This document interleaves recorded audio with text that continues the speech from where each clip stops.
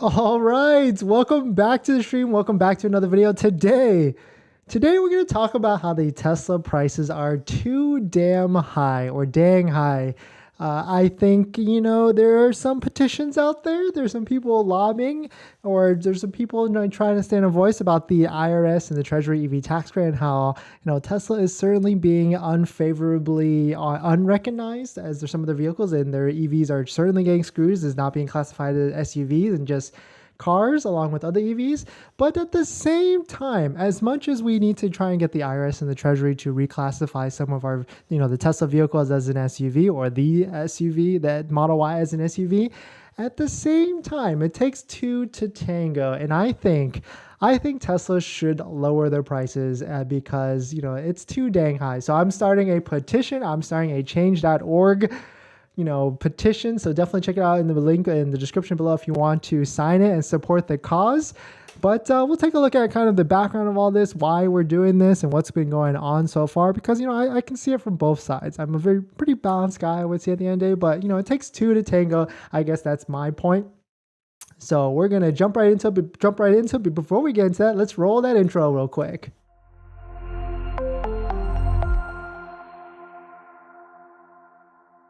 Thanks for watching another video. Thanks for watching another stream. My name is Dennis, and I love talking about Tesla hacking, as I like to call it, but basically just getting the best deal on a Tesla at the best possible price, or just getting really good financing on your Tesla. So if you're interested in any of that, please hit that subscribe. And today's video is actually sponsored by Tenet.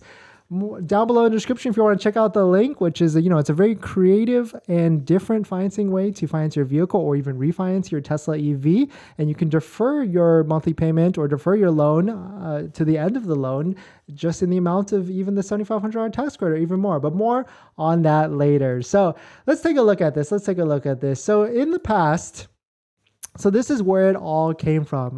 Like a week and a half ago, the IRS and the Treasury released some of their guidelines on which vehicles will qualify for the tax credit. And if you didn't know, the Model Y was kind of like, maybe not like screwed in this, but a little like half screwed, right? Because the Model Y 7-seater was given a price MSRP cap of $80,000, so it was considered an SUV. But the Model Y regular range, long range performance, and also short range 5-seat variant, the keyword is 5-seat, has a $55,000 price cap. So it was really just considered a sedan or just a normal car and not an SUV. So, Tesla Twitter was up in arms about this because there's vehicles that qualified for the tax credit, and of course the Model Y didn't. So shout out to Farzad at Farziness. He's been really leading the cause on this because it doesn't make sense. Like here, quote, the car on the left has a gas engine and gets 20 miles per gallon. It's got 21 miles of electric range. It gets the full $7,500 EV tax credit, which he's talking about is the Jeep 4xe plug-in hybrid. It's got like a very small range, and it's mostly gas, and even the gas part of it doesn't even do that well. It's like 20 miles per gallon, which of course right here, 20 miles per gallon.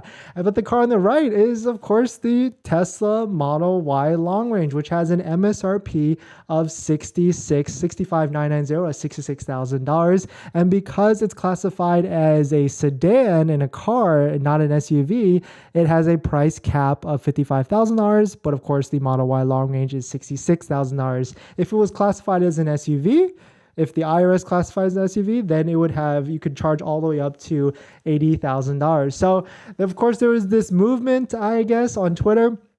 Shout out to Farzal, and I kind of half agree as well. Like, the Model Y should be an SUV or even classified as like a SUV, electric SUV, because basically all like SUVs, like the Ford Mach-E, the ID4, they're all in like kind of weird, different style SUV. It's lower, it's more efficient, lighter than regular SUVs. And so it makes sense. There should be a separate classification for them so that the IRS and the Treasury can classify them as SUVs. So, shout out to him for putting all this tweets together. And, I certainly support the cause. I signed his petition. He also created a petition, basically saying fix the Inflation Reduction Act, EV tax credit, because all the true EVs in the United States are getting shafted by this classification, and none of them get the full $7,500 tax credit. And all these plug-in hybrids like the Jeep 4xe, the other ones, I don't even know, the other Jeep, anyways, they all get the tax credit from that. And so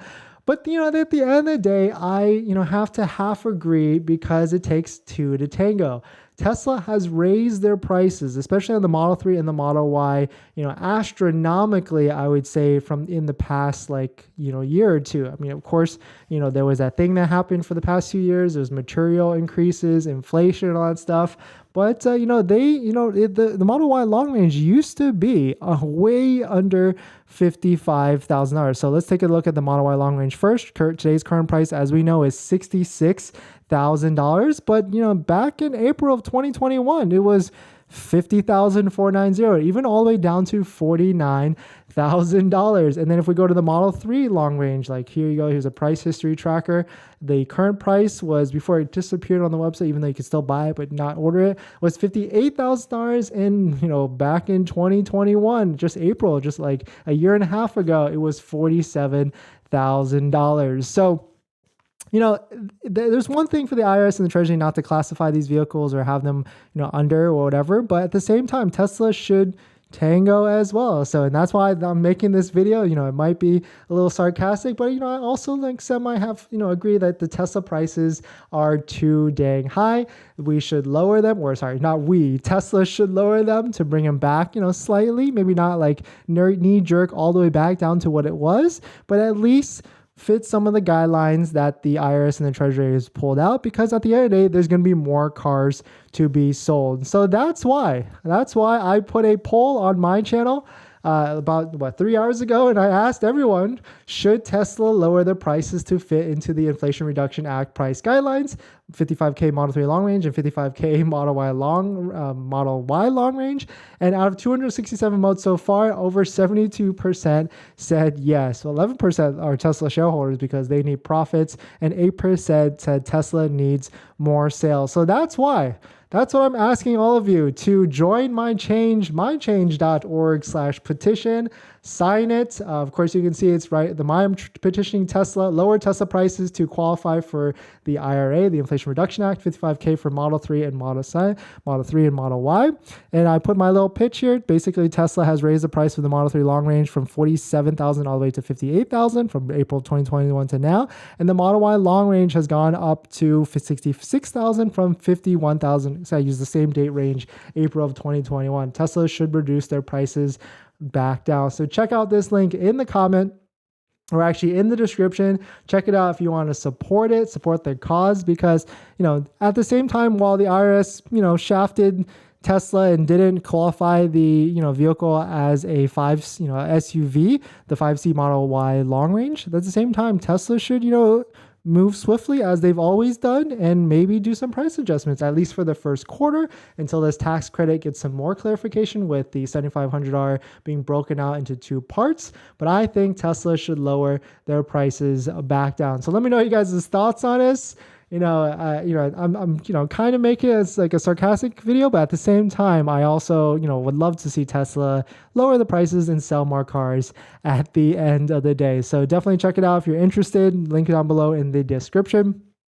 And this video, before we get into the comments, this video is actually sponsored by Tenet. Down below in the description, you can find a link to Tenet. And Tenet basically is a financing company that looks at EVs and Teslas a little bit differently. You can lower your payment or even refinance it, or just getting loans from the upfront purchase costs for your Tesla. And they basically finance vehicles and EVs differently because they allow you to defer a portion of your financing loan all the way to the end. So you can defer as much as $7,500 to even 25% of the vehicle, and which would then equal a lower monthly payment throughout the payment or loan, and then you can pay it off, that $7,500 deferment, for instance, when you get the $7,500 tax credit in 2024 or 2025, whatever you get. So it's a different way to, finance your EV vehicle. I think it's super interesting, and thank you to Tenet for sponsoring, a certain amount of videos this month.